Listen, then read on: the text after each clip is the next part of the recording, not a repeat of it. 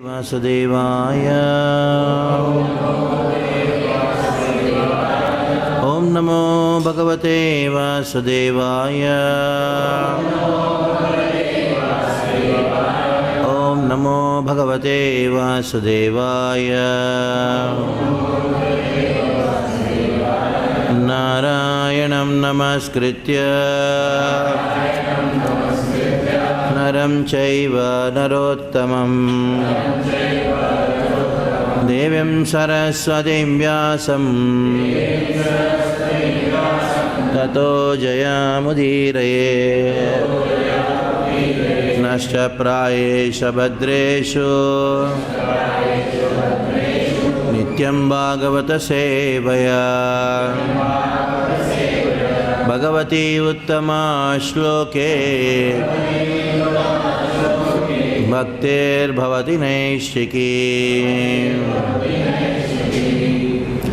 Umgyat Mirandasya Gyananjana Shalake Chakshurun Militam Yena Tasmai Shri Gurave Namah Shri Chaitanya Manobishtam Sthapitam Yena Bhutare Swayam Rupa Kadamaiham Dadati Swapadantikam Vandeham Shri Guru Shri Utabadakamalam Shri Gurun Vaishnavamsya Shri Rupam Sagrajatam Sagana Raghunathanvitam Tam Sajivam Sadvaitam Savadutam Paridana Sahitam Krishna Chaitanya Devam Shri Radha Krishna Padan Sagana Dalita Shri Vishakhanvitamsya He Krishna Karuna Sindhav Deenabandhav Jagatpate Gopesh Gopika Kanta Radha Kanta Namostute Tapta Kanchana Gaurangi Radhe Vrindavaneshwari Rishabhanusute Devi Pranamami Haripriye Vancha Kalpatarubhyasya Kripa Sindhubhyaivacha Patitanam Bhavanebhyo Vaishnavebhyo Namo Namah Jai Shri Krishna Chaitanya Prabhu Nityananda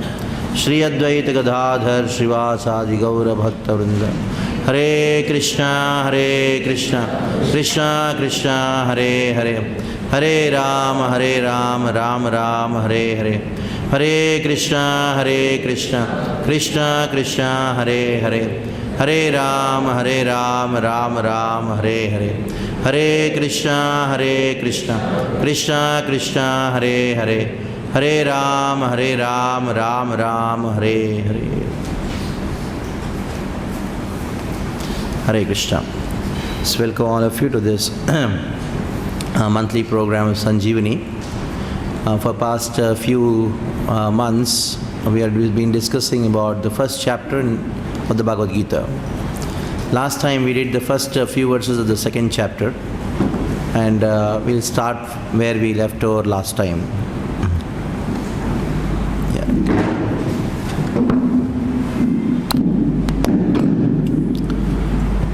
So you can start where we left over last time. Last time we discussed about how Arjuna was confused. In that confusion, Arjuna, he did one good thing, that is surrendered to Krishna. So everybody in this world is confused. Nobody can claim that I am not confused. Somebody may say, no, I am not confused, but there will be a time in one's life they will be confused. Actually, the whole purpose of this creation is to bring a person to the point of complete frustration and surrender. So when somebody is frustrated, naturally he seeks out somebody. When somebody is confused, he seeks out somebody where I can take shelter of. Generally, you will find people, they take shelter of somebody in this world who are already frustrated. They take shelter of somebody, or they take shelter of alcohol. But the scriptures say that one should take shelter of a spiritual master or guru, because only he can solve the problems of life. Any other shelter in this world is going to complicate our problems, because they themselves are having problems. What they can give you, how can anybody give you solutions? That is why we find there are so many people who have written many books. There was one person who wrote a book called How to Influence People and Make Friends. How to win friends and influence people. So then at the end, we found that he himself, out of frustration, of loneliness, he committed suicide. So how can he give advice to people? So we find that any other shelter in this world is only just going to complicate our problem. rather than giving solutions. So that is why Arjuna, he surrendered to Krishna. That is why Arjuna says, Karpanya dosho patasvabhava pruchamitam dharma samudacheta yashrehasyan nishchitam bruhitanme sishyasteham shadimam tvam prapannam. I am your disciple and I want to ask you something from you. What is that thing? He says, I want to know what is yashreyaha, Shreyas. Last time we discussed about Shreyas and Preyas. Shreyas means something which I like, which is actually good for me. And Preyas means something which makes me feel good. So now these two seems to be the same, but actually not the same. Not everything in this world which makes us feel good is good for us. So Arjuna was intelligent to ask Krishna a question, what is good for me? And now we are always trying to get those things or be in those situations which makes us feel good. There may be some things which make us feel good, they may be good for us. But in general, whatever generally which makes us feel good is actually not good for us. So Arjuna was intelligent in asking Krishna, please tell me what is good for me. Yashreyaha. Syan nishchitam bruhitan me. Nishchitam means you definitely tell me, because I am your surrendered disciple. And now I am approaching to you because dharma samudachetaha. I am completely confused and bewildered. Now Arjuna, being in such a great position of a great warrior, Bharatavamsha, he defeated Lord Shiva, is such a great personality. When he can come to the situation of confusion and depression, what to speak of ordinary people like us? So, the entire purpose of this creation is to bring a person to the point of frustration. Actually, when somebody comes to you and says, I am totally frustrated, I am in lots of trouble, actually you should tell that, very good. They say, hey, what is this? You are telling. At least the purpose of God's creation is achieved by you. Some people think, oh, the God has created this world so that we can enjoy. But God has not created this world so that we can enjoy. That is one thing for sure. If God has created this world so that we can enjoy, why He has created so many miseries then? Isn't it? Actually, the more we try to enjoy matter, the more people are suffering. If you find in simple people who are not into so much of material enjoyment, they are better. But we cannot say they are more happy. We can say they are suffering less. That is what we can say. You go to villages, you go to some simple households, simple towns, small towns. There the suffering is not so much. But you go to cities, and if you go to the west, the suffering is too much. Even in Bombay, you find that you are in Mira Road. You go southern, more and more south of Bombay, you will find more and more people are frustrated. You find more people with depression, mental problems, and all these things. I don't know, somebody of you should do a survey about it. You can find out. Why? Because they are more into sense enjoyment, more trying to extract enjoyment of matter, that boomerangs. They try to extract some enjoyment out of matter. What will happen? The amount of energy which they spend in trying to extract enjoyment out of matter, to that degree they suffer. So that is the nature of matter. That is the way the Lord has designed this world. You may say, why He has done so? Why He has done so? That's a different question altogether that we'll address after some time when we go further into the Bhagavad Gita. But first we should know that He has created this world so that we all will do what Arjuna has done. First we'll all experience what Arjuna has experienced, that is frustration, suffering, and intelligent people, they would do what Arjuna has done, that is surrender to Krishna. Now surrender to Krishna means surrendering to a spiritual master. Therefore, Arjuna, Krishna is acting as a guru, as a spiritual master. Now, for us, Krishna is there in front of us in the form of spiritual master. So one has to approach a spiritual master. So now after this, what happened? That is what is described by Sanjaya. Sanjaya says, as soon as Arjuna surrendered to Krishna, Krishna started smiling, prasanniva. Why he smiled? He thought, hey, what happened to you? You're my friend, you're talking big things. As soon as you saw me, now you're surrendered to me, you're saying that you're a disciple, I'm Guru, what happened to you? Anyhow, with a smile, Krishna starts speaking. So, this is the second chapter, 11th verse, where the actual Bhagavad Gita starts. Means actual teaching of Bhagavad Gita starts. Though Bhagavad Gita we have the first chapter, first verse, Dhritarashtra Vacha, where Dhritarashtra is speaking out and actually speaking out what actually a materialistic person is. The actual, in one sense, Bhagavad Gita starts from there. In other sense, Bhagavad Gita starts from 28th verse of the first chapter, where Arjuna starts speaking to Krishna. Because Bhagavad Gita is Sri Krishna Arjuna Samvade. Krishna Arjuna Samvade means the conversation between Krishna and Arjuna. That actually starts in the 28th verse of the first chapter. But if you consider Bhagavad Gita to be the real instructions or the knowledge given by Krishna, the beginning of Bhagavad Gita will be the 11th verse of the second chapter. Now we are on the 11th verse of the second chapter.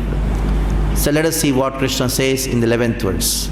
In the 11th verse, Krishna says, Asochan anvasocastam prajnavadamsya bhashase gatasu nagatasumscha nanusochanti pandita. Very interesting verse. So in this verse, in the last line, Krishna tells Arjuna, Arjuna, nanusochanti pandita.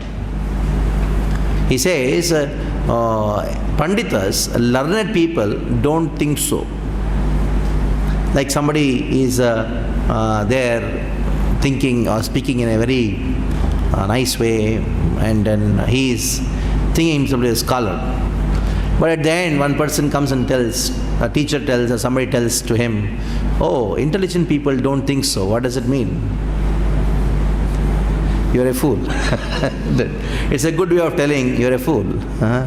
Like sometimes mothers, intelligent mothers, they would like to discipline the child. They would tell the child, oh, good children don't do so. Isn't it? That's a nice way of telling, isn't it? And also, you may say a nice way or an indirect way or a crooked way, whatever it may be. But this is the way, when you tell things in this way, it has got more effect. Like if you want to praise a person also, just say, oh, you're looking very good. It doesn't have as much as a good effect, as much as saying, nobody is as good as you are, something like that. So it has got a more...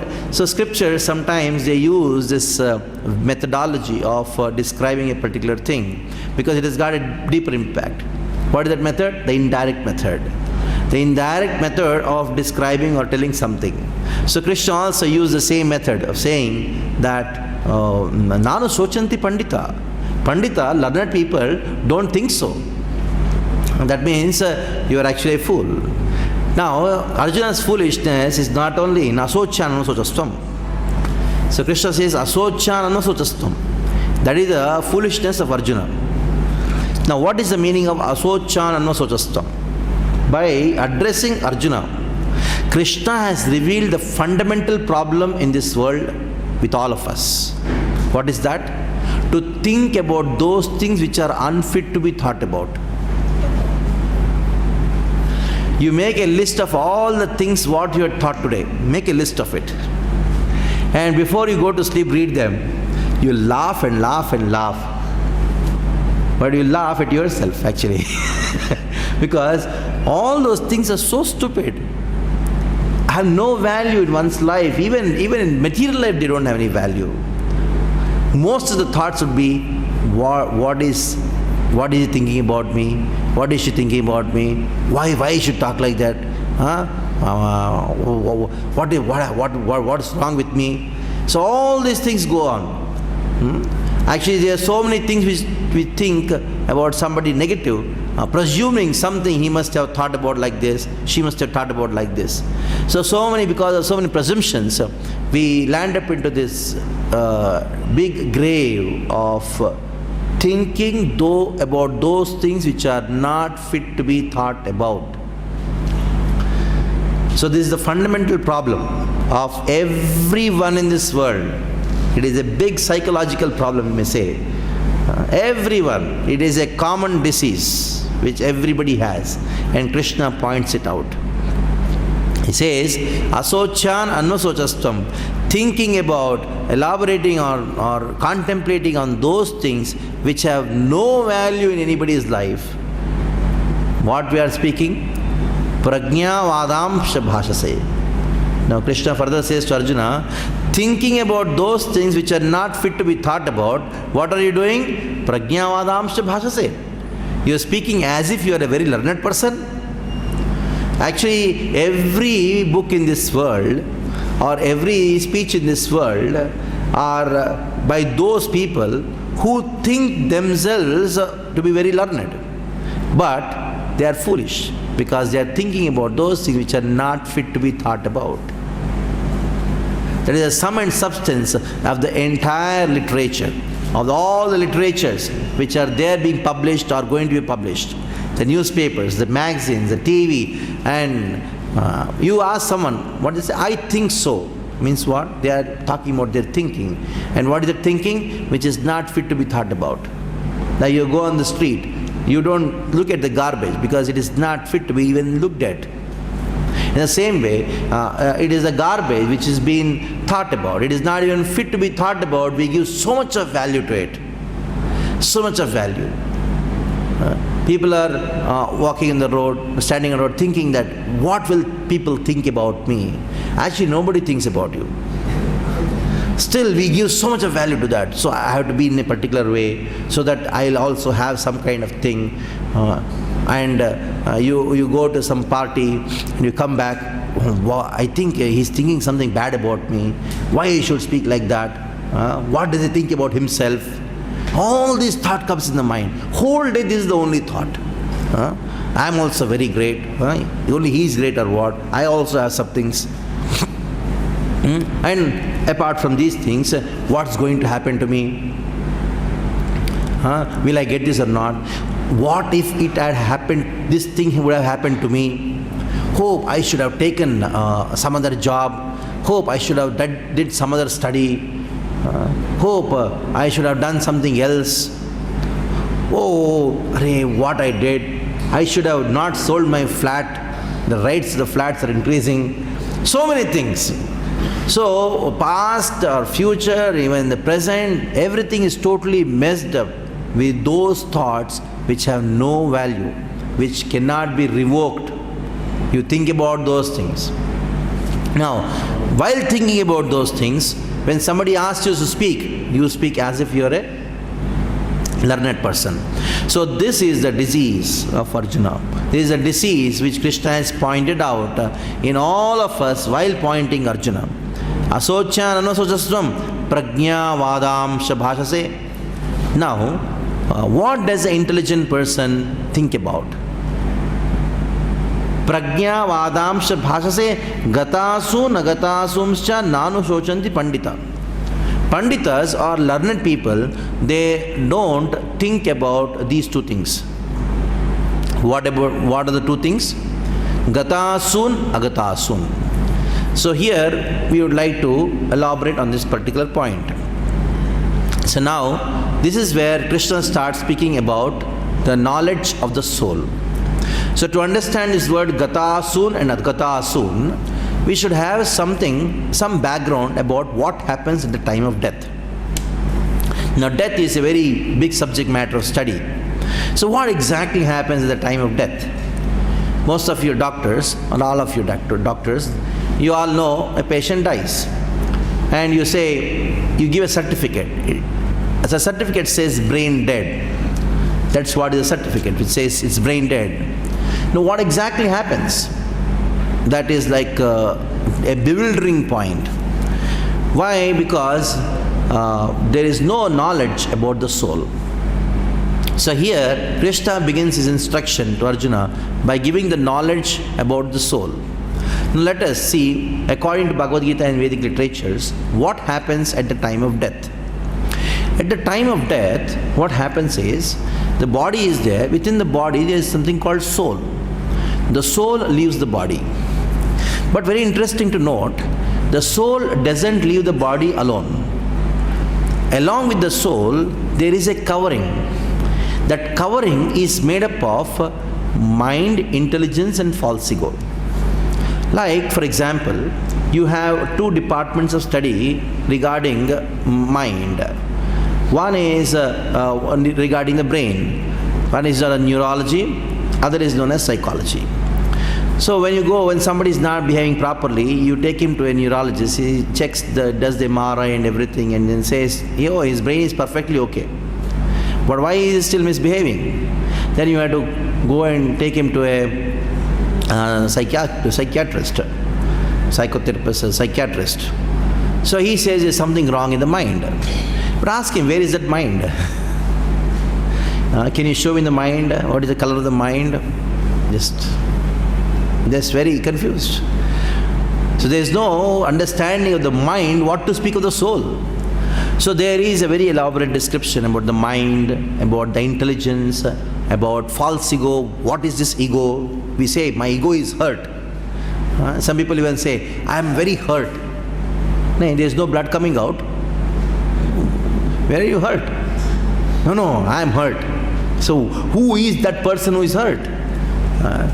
Like one person told me that I am very hurt. So where are you hurt? Which part of the body you are hurt? No, Prabhuji, I am hurt. So doctors get completely confused about it. You are perfectly okay. Nothing, no part of the body is hurt. But the point is, my ego is hurt, isn't it? So there is ego, there is intelligence. That is why we say you're all doctors because you have some intelligence. That is why you became doctors. You have studied, you're intelligent. So where is that intelligence? Can you dissect and then can you bring out that, show it in a bottle? This is the intelligence? No. You have this anatomy. Anatomy, you see what are the different parts of the organs. You cut and see. You cut and show where is it mind? Cut and show where is it intelligence? No. You cannot show that. Why? Because these three, that is the mind, intelligence and the false ego, it is not the part of the gross body. Gross body, in one sense, if I have to explain, it is the body which is existing in a three-dimensional plane. Like we have three-dimensional plane means the length, breadth and the height. Like you have the length of the hall, the breadth of the hall and the height of the hall. So this is called three-dimensional space. But the mind, intelligence and false ego doesn't fit into these three dimensions. It is in a higher dimension. When there can be two dimensions. See, for example, the paper is having two dimensions because it has only the length and the breadth. Height is there very minimum, so you can consider only it is two-dimensional thing. So you even have graphs, it's two-dimensional, x and y axis. When you have the z axis, that has become the third dimension. So when you can have two dimensions and three dimensions, why can't you have four dimensions? Why can't you have five dimensions? You can have. Just because I don't know, that doesn't mean it doesn't exist. So many times, the modern science goes into this fallacy of, I don't know, so it doesn't exist. So just because I don't know who was my great-great-great-grandfather, that doesn't mean it doesn't exist. So you don't have to see your great-great-great-grandfather for him to exist. Until unless I see, you don't believe. So it falls into the fallacy. In the Vedic terminology, this is a very gross breach of logic. That is, I don't know, so it doesn't exist. So now here, there is something called subtle body. This mind, intelligence and false ego, they exist in a different dimension. They exist in higher dimension, which cannot be perceived by our eye. Our eye is limited to perceive only those things which are in three dimensions. So they say, I saw a dream. Where did you see? Where did you see? It's a big question now. Where did it come from? So that shows mind is there. That shows intelligence is there. That shows there is ego is there. These are simple proofs. Some people say, where is the proof? Now, even in the modern science, we know the proof of malaria is its symptoms, isn't it? By symptoms, you can understand there is some disease. So, some people come and say, I am hurt. Still, none of the part of the body is hurt. But he is saying that I am hurt. That means there is something which is unseen by you which is hurt. So, these are the simple proofs to prove that there is something which is beyond the body, which cannot be perceived. So these are the three things. There are mind, intelligence and false ego. These three things cover the soul, cover the soul, and when the death happens, these three things takes the soul from one body to another gross body. Now these three things, they are known as subtle body. As we know, subtle means something sukshma. The word in Sanskrit is sukshma. Sukshma means which cannot be perceived by our naked eyes, that is known as sukshma. Which can be perceived by our naked eye is known as stula, that is stula sharira means gross body. So death means, it's a very simple way we can explain, the transfer of the soul from one gross body to another gross body, being encaged by the subtle body. The subtle body encages the soul and then takes the soul to another body. Now, having this knowledge, let us go to the understanding of what is Gatasun and what is Agatasun. Now, Gatasun means the thing from which the life has gone away. Asun means life. Gata means has gone away. The thing from which the life has gone away. Now, related to the knowledge which we got about death. What happens at the time of death? At the time of death, what has happened? The soul has left the body. Which body? The gross body. So when we say Gata Asun, what does it mean? What does it refer to? Because Gata Asun means the thing from which the life has left. So Gata Asun means what? Subtle body or gross body? The gross body. Because just now we discussed that how at the time of death, the life leaves the gross body but not the subtle body. So that is why Gata Asun means it refers to gross body. When you see a person, a dead body, it is actually the gross body. We even say, life has gone away. Isn't it? Life has gone away. So what is remaining? The body is remaining. So that is why Gata Asun means the thing from which the life has gone away. That is called Gata Asun. Even we say, even in general parlance, we say he passed away. He passed away means what? He passed away from this body to another body.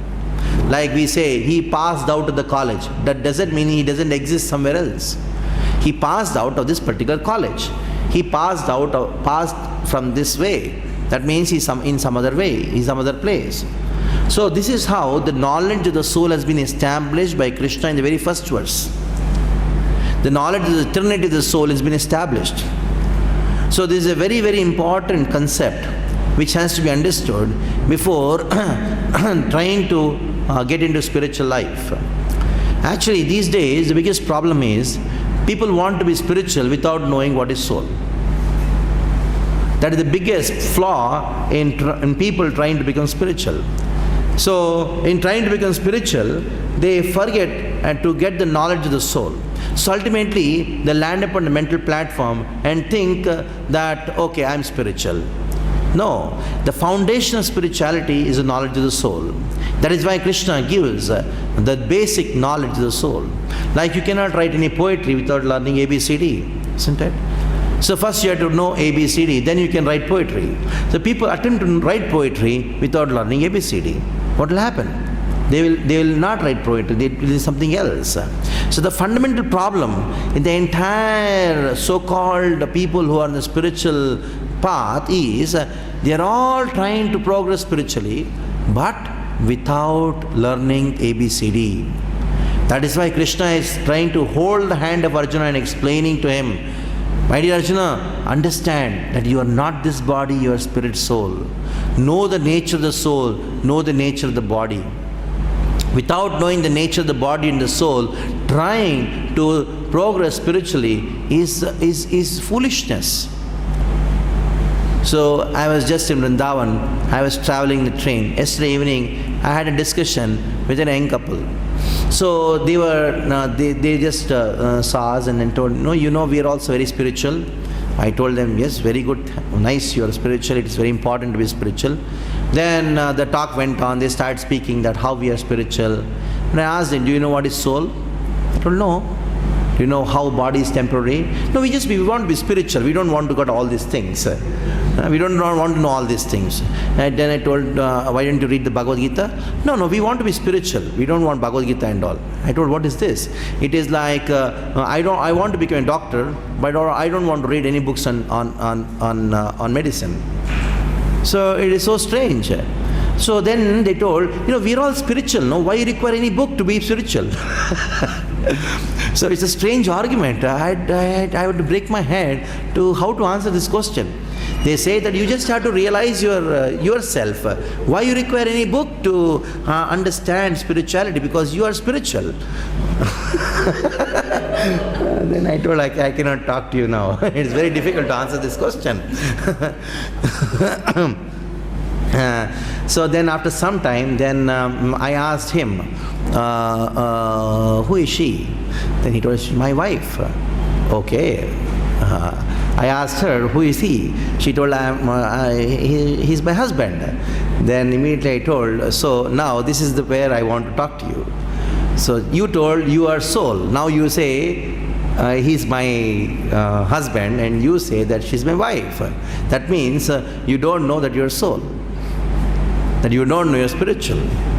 So if you're spiritual, do you think that this relationship you're considering to be true, or you're so convinced with this thing, that means you really don't have this understanding of spirituality.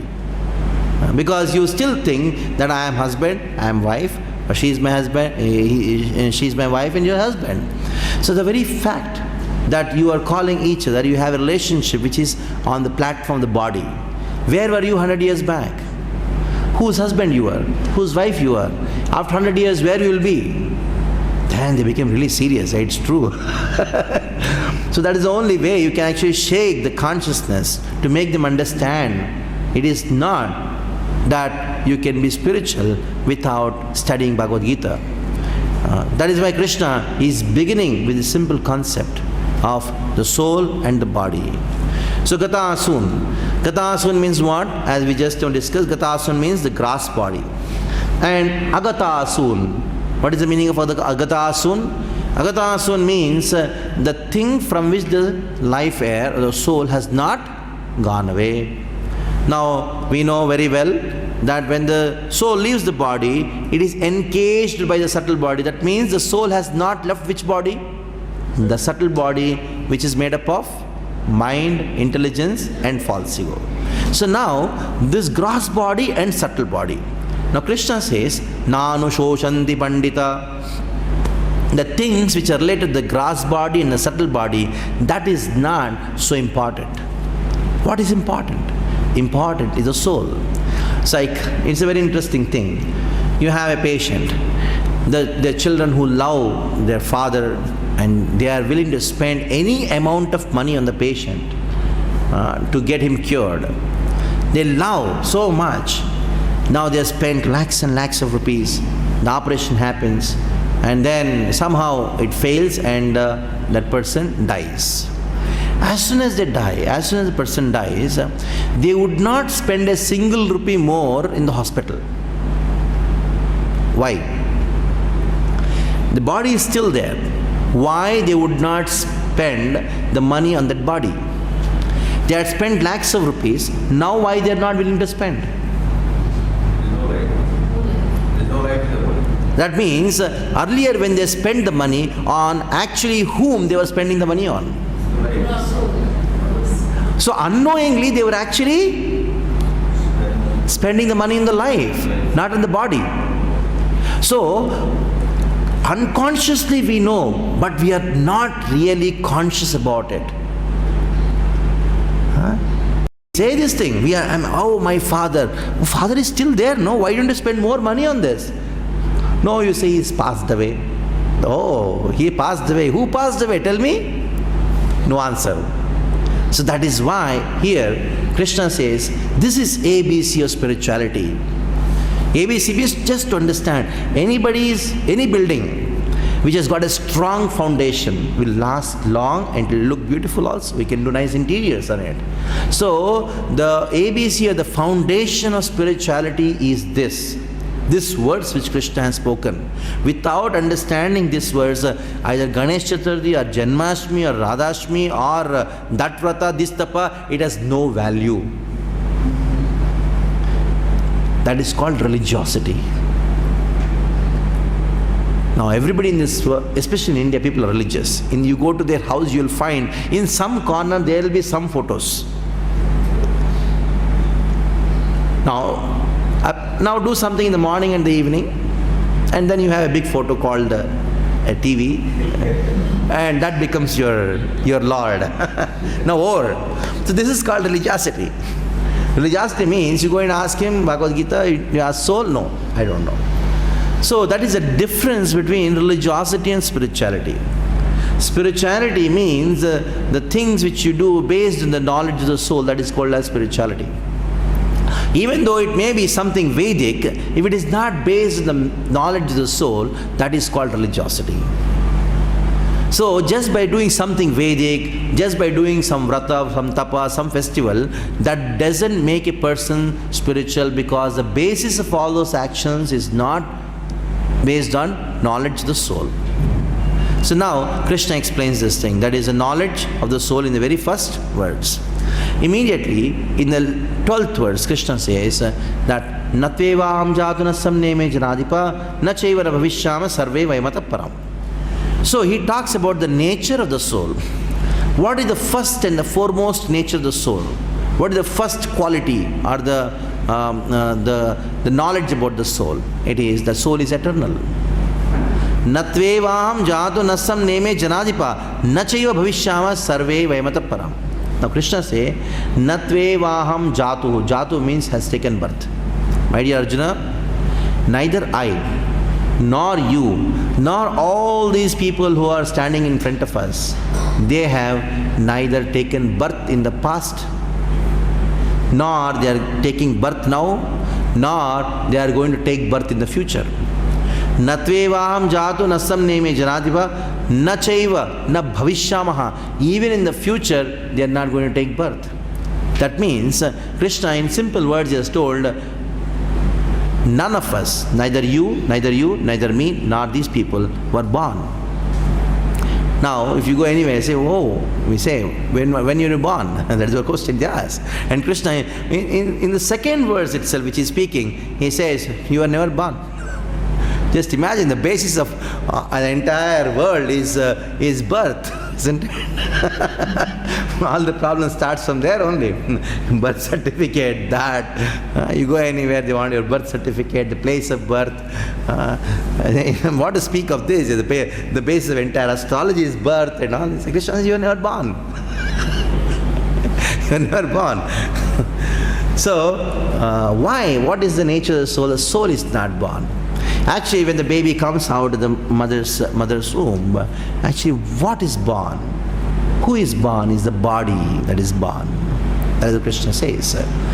That is a very important knowledge. If at the time of birth, if the body is born, at the time of death, who dies? It is the body which dies. So, like sometimes, many times I used to take a lot of children programs. So once one Mataji told me, please come, today is my daughter's birthday. She's calling all of her children, friends. You take a pravachan in our house. So all the children were there. She was around 8 years old. So I called, I asked her, today is your birthday? She told yes. And I asked all of them, all the children who were there, 10, 12 friends were there. They all told that yes, today is her birthday. So I made her stand in front of everyone. Everybody said, happy birthday to you. And all these things happened. And I asked her, now how old are you? So she told, I am now 8 years. So then I asked her, where were you 4 years back? Then she told that, I was in Delhi. That shifted from Delhi. So then I asked her, where were you about 7 years back? Oh, I was a small baby. I don't know. Okay, tell me, where were you 8 years back? And she was confused. 8 years back, where was I? Then one boy who was there, he told, oh, बोलना माँ के पेट में थी. One boy was 8th, 9th standard, 8 or 9 years old, that's all. Then he told, oh, very good, yes, I was in mother's stomach. Mother was also sitting there. And then I asked her, okay, where were you 12 years back? Then like, 12 years, I was not there. That was the answer. So then I spoke these words from the Bhagavad Gita. I told that even 12 years back also you are there, but not in this body. So now, after some time, after 20 years, after 30 years, you will be there in this body for some time. And after 100 years, where you will be? You will be in some other body. And all the children were liking this class very much, except the mother.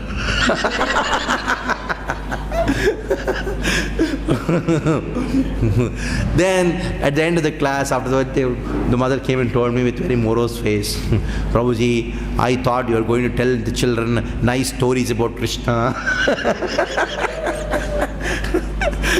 Then I told the best story which Krishna has told, that is Bhagavad Gita. And I told all the children enjoyed it.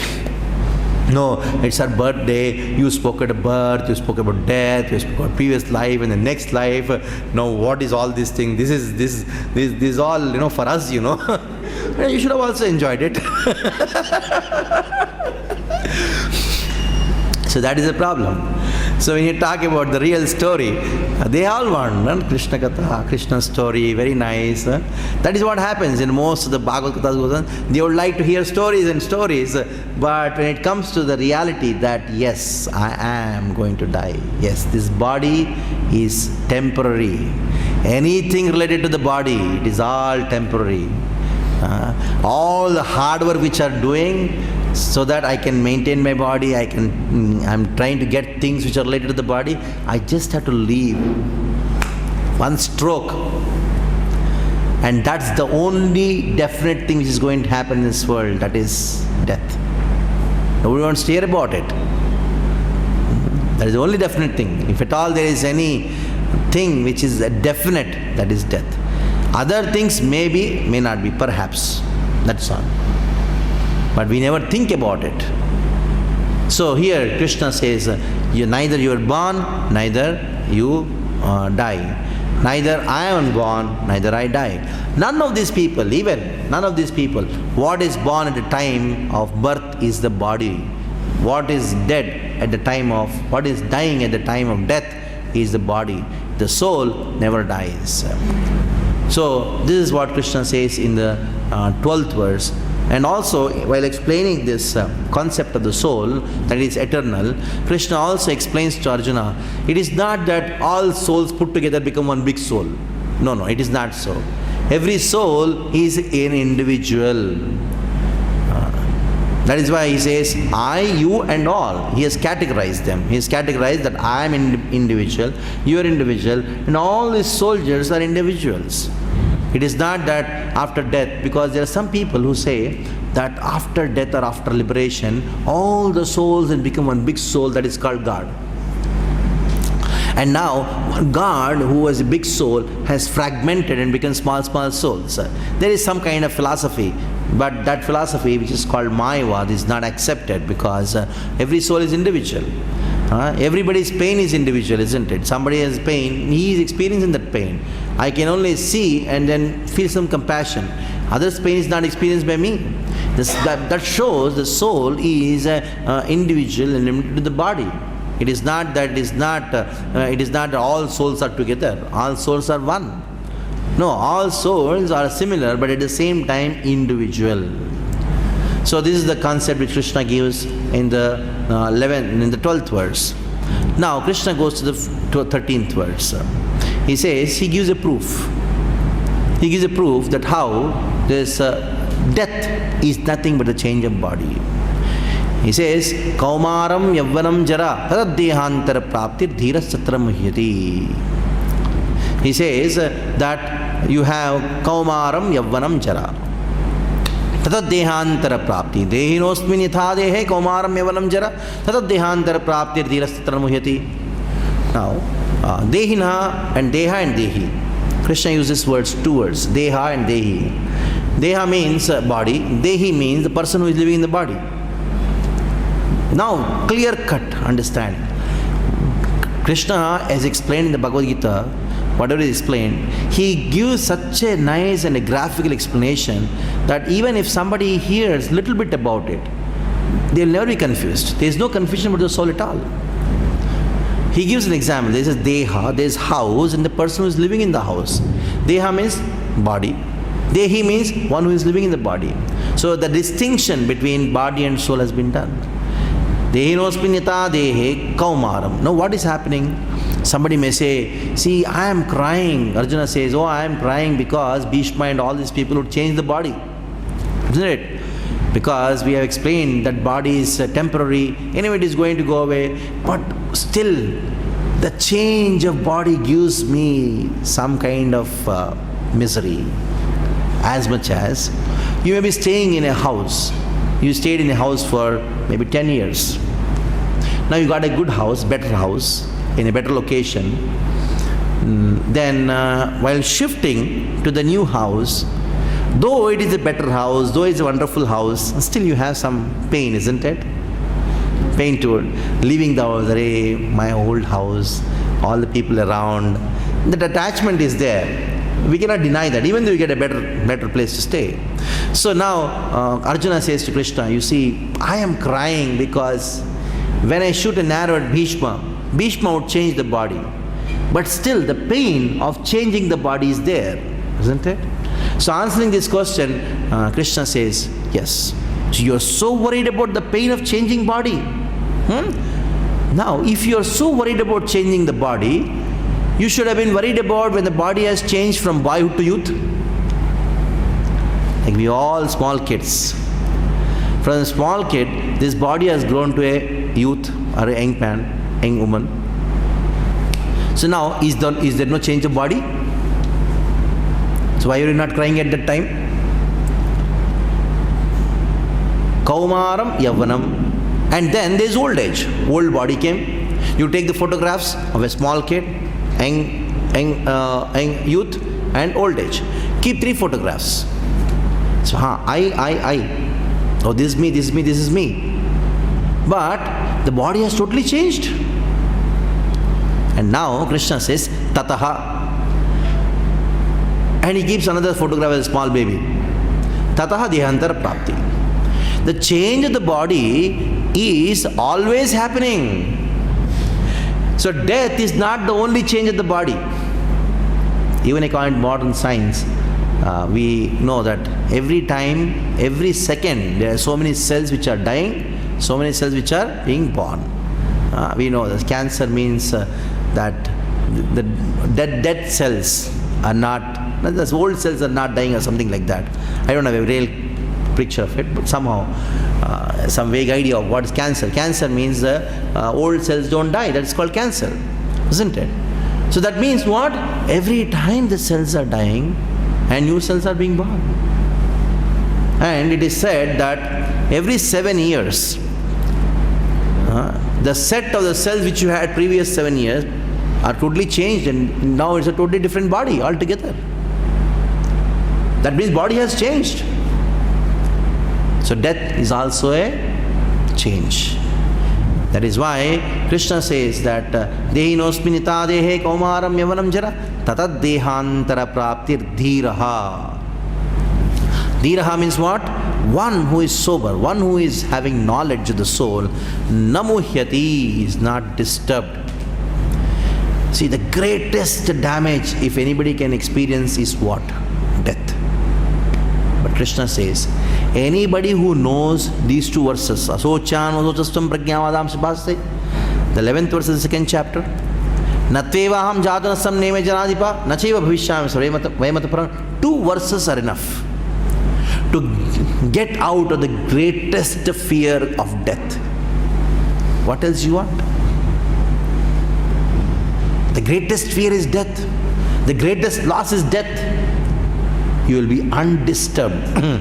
Namuhyati means undisturbed. Undisturbed in the greatest of all the dangers by reading 2 verses. There are so many courses on motivation, confidence, and that, this, counseling, and what? Why? Nonsense. It's just 2 verses are enough. And people are paying thousands and lakhs of rupees to get their mental stability so that they become confident, they can face the world. Why? Krishna says just 2 verses, that's enough. Dirha tatra namuhyati. Namuhyati means he is not bewildered, he is not disturbed by any changes which happens. Of course, he talks about the change after a couple of verses when he talks about Nasato vidyate bhavo, na bhavo vidyate staho, vayopadrishtontas tvanev sattadashvihi. So next time we'll talk about how a person who has this knowledge of soul becomes very strong. The strength is what? The strength that is, he becomes tolerant. We'll talk about tolerance, which is the subject matter of the 14th and the 15th verse. Today we could only discuss 3 verses, that is 11th, 12th and 13th, because it's a very important subject matter. So when you go home, you have your Bhagavad Gitas with you. Please read. Even if you read these 3 verses, same verse every time, again and again. Even if you read, we don't want to know much. We don't want to know much. We want to know it in depth and keep that verses deep in our heart. So spiritual subject matter is something like that. You read it again and again, again and again. Just read these 3 verses. Translation purports by Prabhupada, again and again, again and again. So next time when we meet, we'll go to the 14th and the 15th verse and go also further. So we stop here. Hare Krishna. Any questions? Yes.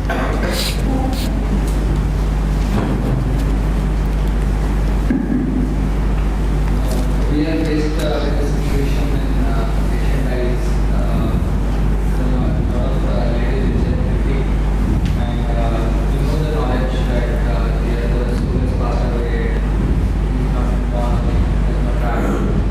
But then how do we face the reality that meet the lady person? And in that situation, how do we counsel them? Like if you start using philosophy at that moment of time, it would be very difficult. So how do we counsel them? Nice question. Don't feel bad, I would like to give a very drastic answer for that. This endeavor of trying to give philosophy to the patient, also to the relatives of the patient who has died, is like trying to teach your kid when the examinations are tomorrow morning.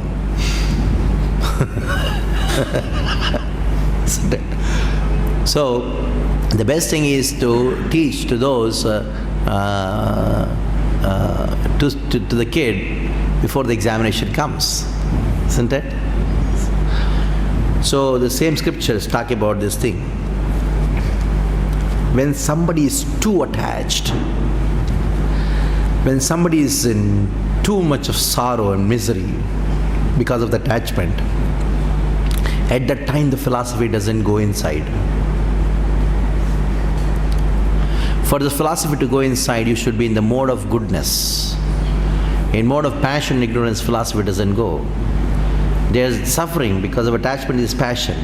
The extreme sorrow is also ignorance. So at that time, people's consciousness is haunted by a mode of passion and ignorance. That is Rajaguna and Tamaguna. At that time, whatever you say, they would nod their head but still would cry. They would nod their head for everything whatever you say. But they would. So that is the best time to teach the child is what? Teach the child is when he is free, there is no pressure of examination. Instead of letting him to go and watch TV and play here and there, you should call them and teach them. That is the time he'll learn. When he has learned, at that time, when the examination comes, a day before the examination, he couldn't go and play. He doesn't have to study. He's happy. So in the same way, this is the time to teach Bhagavad Gita and philosophy to the people is when such kind of situation is not there. This is the time.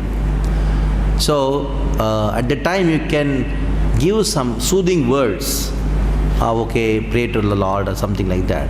Talking philosophy to him is like this. I had a lot of experience with the children because I used to take a lot of children program. Once I took Bhagavad Gita classes, summer vacation course. One day, a mother came with this kid studying in 3rd standard. And she came and told, Prabhuji, aapne kya sikha diya isko? I was teaching Bhagavad Gita verses and all. Then I asked, what happened? This kid was looking, kya bol rahi ho? Chup raho. Like that he was telling to mother. Then I asked mother, anything serious? She told that this kid and I, both of them went to meet our grandfather. He was in ICU. And in a critical condition, he had heart attack or something like that. So all our relatives were there, and I took my kid also. I both were there. And this kid, as soon as he went to the grandfather, he told the grandfather in front of everyone, grandfather, don't worry. You don't have to worry. Because the soul doesn't die, only the body dies. That is what Prabhuji taught me. Just imagine, he would have died maybe after a couple of days. He would die immediately hearing this grandson telling this thing.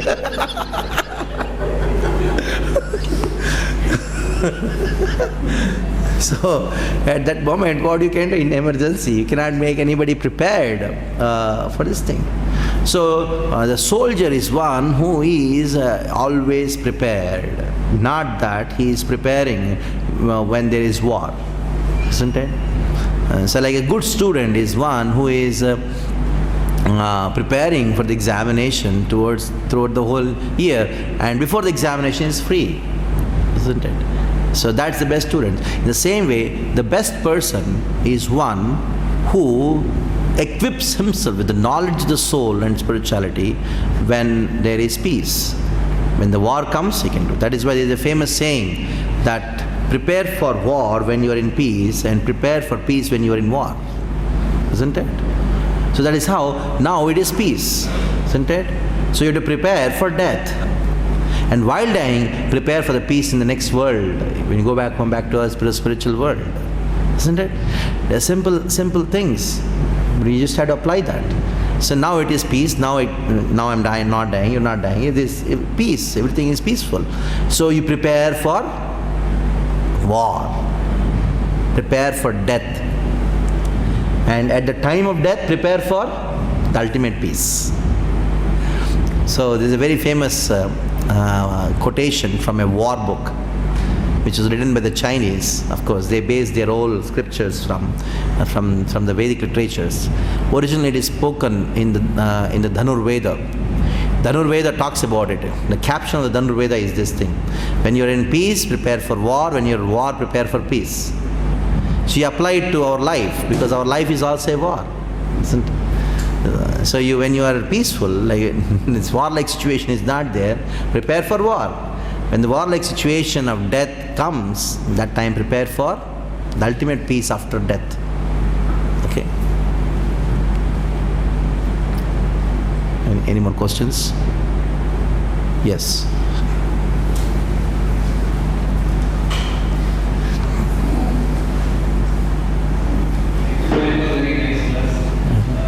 You mentioned in 2 verses you read and you will be careless of death. But we are regularly hearing so much and still we have so much fear of death. Yeah. Because it is not just two. It is not just two. It may be two parallel horizontally. If you see the depth, it is maybe 2 billion. Maybe you cannot know it. You cannot measure it. So that is why Bhagavad Gita, you may measure it by 10 verses, 11 verses, many lectures. It is not the lateral thing which is important. It is the depth which is important. And how you go deeper? The depth goes when you contemplate. When you read and contemplate. Read it again and contemplate again. Read it again, contemplate again. So, realization of a half part of the verse is more important than reading all the 700 verses. So, that is why I always insist to all my students to read little bit, But again and again, anavritta shabdat, anavritta shabdat, anavritta shabdat. Again and again. The same thing go on reading. Because it is not the information which is important. It is the realization that is important. And the process of realization is by repetition. By repetition. That is why we chant the Hare Krishna Mahamantra. We repeat. Because when you go on repeating, the realization comes out. That is the nature of spirituality. The nature of spirituality is by repetition with intense desire, the realization comes. But matter is stale. So if you repeat, they say, hey, reject. Because there is no content in it. Because it has so much of content, repetition is the only of realization. So repeat it. So these 3 verses, as I told, not just 2 verses read, oh yeah, no. When you read just once, you get information. But it will not give you transformation. Information doesn't give transformation. It is realization which gives actual transformation. Yeah. One more thing is that you know that more you exploit the matter, more you will be miserable. Yes. Now we are living in a material world and we have to deal with the matter. Yes. And in a verse, you have to deal more with the matter. Yes. So then this influences our consciousness and we become attached to it, then miserable situations come because of dealing with the matter. So how to prevent that even after dealing with the matter? Yeah. So, first I'll speak something very interesting and then I'll speak about, I'll answer your question. How to deal with matter. While asking this question, you raise a point of saying that since we are grihasthas, we need to be dealing with matter more. Shalikaram Krishna Prabhu knows it very well. How much Kamal Lochan deals with matter. So much of matter is just to deal. Isn't it?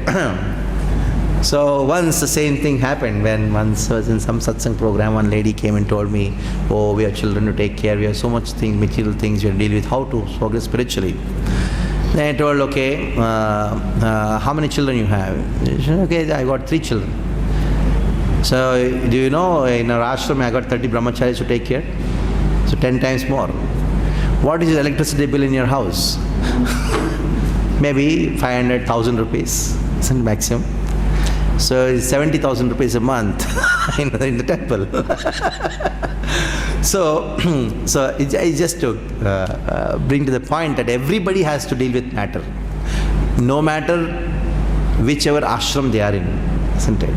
But according to their particular responsibilities, what are they given in that sense.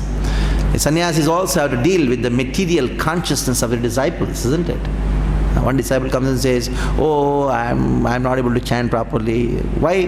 Because of his material consciousness. So his guru has to deal with that, isn't it? So everybody has to deal with matter. Now, you use a very important word called deal. When you deal, you are not affected. As much as a good doctor is not affected by the patient's disease, rather he is curing the disease because he knows that I am aloof from the patient. I am not the patient, isn't it? So in the same way, this is called yogaha karmasu kaushalam. Krishna uses this word kaushalam. The expertise of the doctor is to cure the patient's disease without being affected by the disease, isn't it? For that he takes precautions and all these things he does. So that is the art of curing a patient. So in the same way, the art of work is this thing. The art of working in this world is to deal with the matter without being influenced by it. So that's spirituality. When you are established in the platform of spirituality, you can deal with the matter.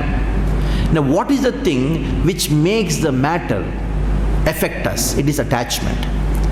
Why the doctor cannot operate his own daughter or son, or her own daughter or son? Because of attachment. So it is when the attachment is reduced to the minimum or no attachment is there, that is to that extent you can deal with matter properly. The problem is not matter, the problem is not me, it is me being attached to matter.